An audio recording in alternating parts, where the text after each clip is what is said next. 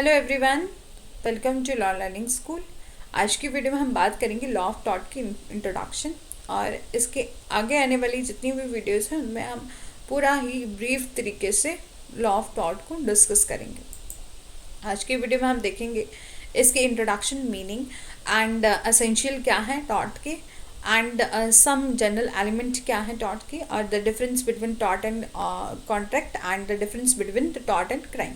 ठीक है, सबसे पहले हम बात करते हैं इसके मीनिंग की। टॉट जो वर्ड है वो लिया गया है लैटिन टर्म टॉटम से, विच मीन ट्विस्टेड। ठीक है, अकॉर्डिंग टू सालमन ने क्या बोला है, टॉट क्या है, एक सिविल रॉन्ग है जिसकी रेमेडी कॉमन लॉ है, एंड एक्शन क्या है, अनलिक्विडेटेड डैमेज। अनलिक्विडेटेड डैमेजेस का मतलब होता है कि जो कि पहले से डिफाइन नहीं होती, मतलब ऐसी डैमेजेस जो पहले से डिफाइन नहीं है, and which is not exclusively breach of contract and not a breach of trust. बोला है कि वो ना तो ब्रीच ऑफ ट्रस्ट है ना ही ब्रीच ऑफ कॉन्ट्रैक्ट है, वो होता है हमारा लॉ ऑफ टॉट। ठीक है, एंड विनफील्ड ने अपनी डेफिनेशन में क्या बोला है, टॉर्टस लाइबिलिटी जो है वो अराइज होती है from breach of the duty से, जो कि पहले से फिक्स्ड की गई है लॉ के द्वारा, and duty toward the person generally, and breach is redressable by an action for unliquidated damages. ठीक है, उन्होंने विनफील्ड ने ये डेफिनेशन दी है टॉट की कि टॉर्टस लाइबिलिटी अराइज होती है ब्रीच ऑफ ड्यूटी से, जो कि पहले से ही फिक्स कर दी है लॉ के द्वारा, एंड जो ड्यूटी है वो toward the person generally, and the breach is redressable by action for unliquidated damages. Okay, next है एसेंशियल एलिमेंट क्या है टॉट के। तो पहले तो बोला रॉन्गफुल एक्ट होना चाहिए। ठीक है, when a person is under some legal duty, ऐसा रॉन्गफुल एक्ट होगा जिसमें कुछ ना कुछ लीगल ड्यूटी हो किसी पर्सन की, और वो अपनी ड्यूटी को परफॉर्म करने के लिए फेल हो जाए, और कुछ उससे क्या हो, सम लॉसेस हो किसी दूसरे पर्सन को, वो हो गया रॉन्गफुल एक्ट। ठीक है, मीन किसी के द्वारा कोई ऐसा रॉन्गफुल एक्ट हुआ जिसकी उस पर्सन ने जिसने रॉन्गफुल एक्ट किया उसकी वहां ड्यूटी बनती है, लेकिन उसने क्या किया, वो फेल हो गया उस ड्यूटी को परफॉर्म करने से, और उसकी वजह से किसी दूसरे पर्सन को रॉन्गफुल उस दूसरे पर्सन को क्या हुआ, लॉस हुआ, तो वो हो गया हमारा रॉन्गफुल एक्ट। रॉन्गफुल एक्ट जो है वो following the private right of the victim, जैसे कि गुड रेपुटेशन हो गया, बॉडली सेफ्टी हो गया, और लीगल राइट हो गया, वो होता है हमारा रॉन्गफुल एक्ट। नेक्स्ट है लीगल डैमेजेस।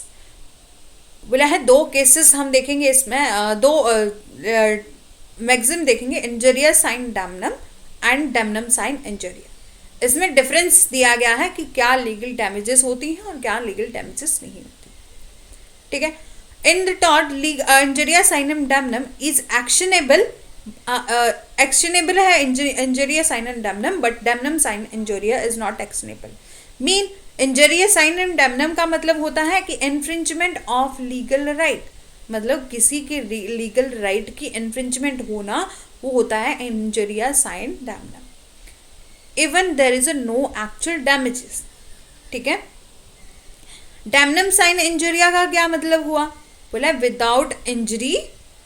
ठीक है, without injury, damage without injury. एक केस था एशवे वर्सेस वाइट, जिसमें जो प्लेंटिफ है एशवे, उसको प्रिवेंट किया गया था अपने राइट टू वोट से। जब वो वोट डालने के लिए गया तो उसे प्रिवेंट किया गया कि आप जो है वो वोट नहीं डाल सकते।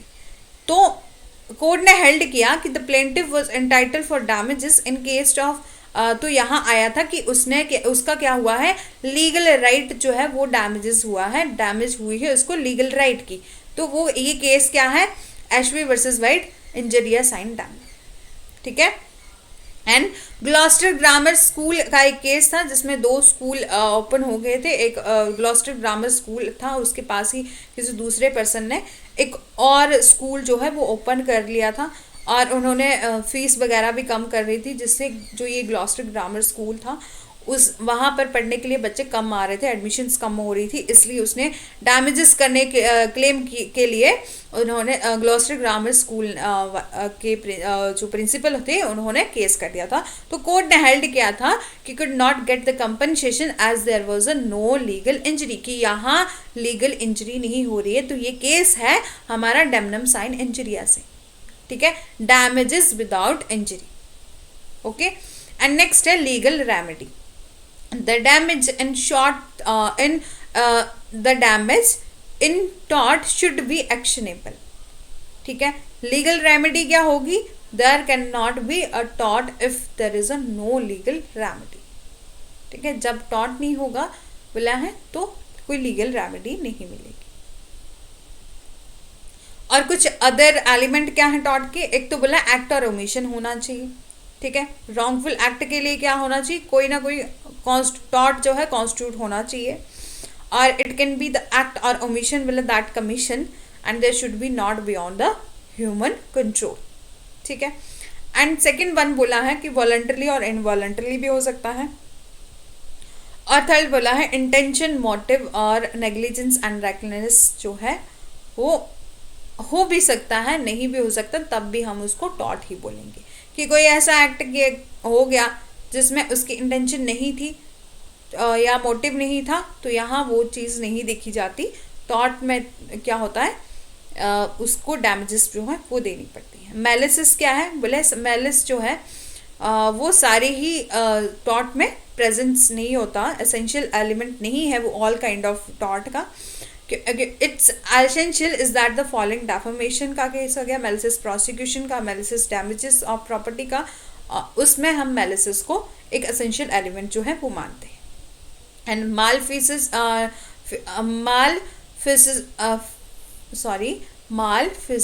And misfeasance and नॉनफिजेंस।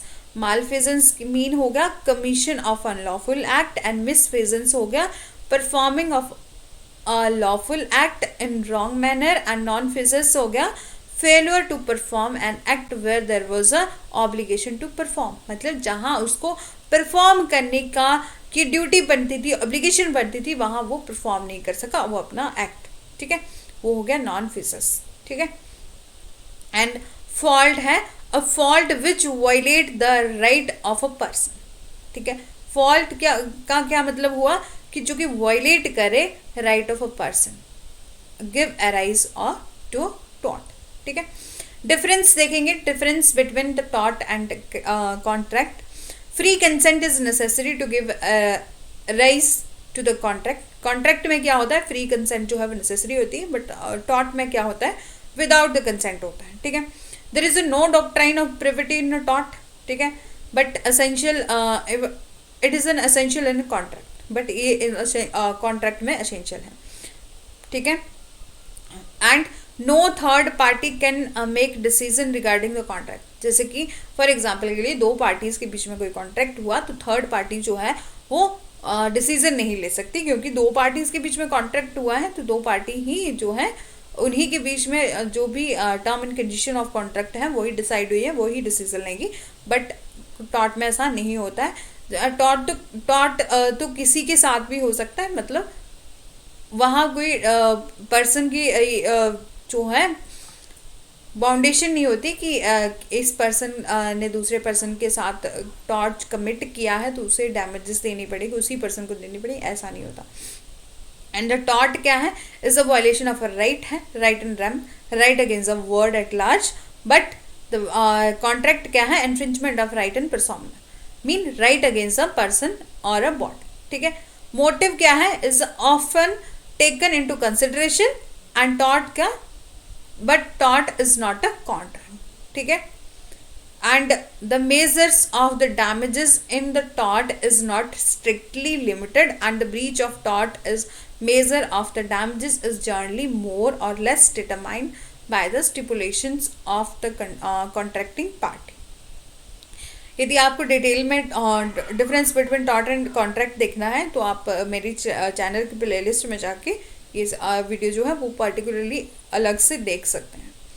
यहाँ थोड़ी वीडियो बहुत ज़्यादा लंबी हो जाती है इसलिए मैं ज़्यादा एक्सप्लेन नहीं कर रही हूँ।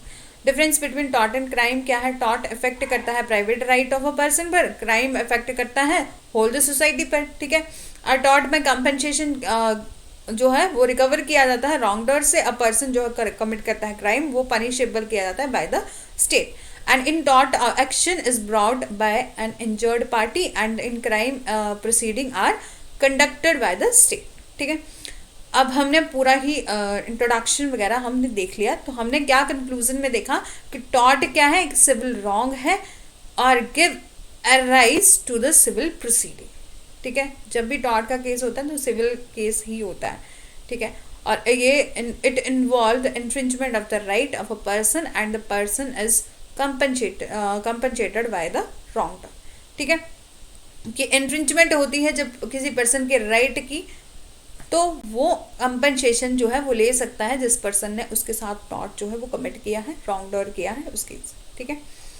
इसी के साथ यदि आपको ये वीडियो अच्छी लगी है then do like share and subscribe.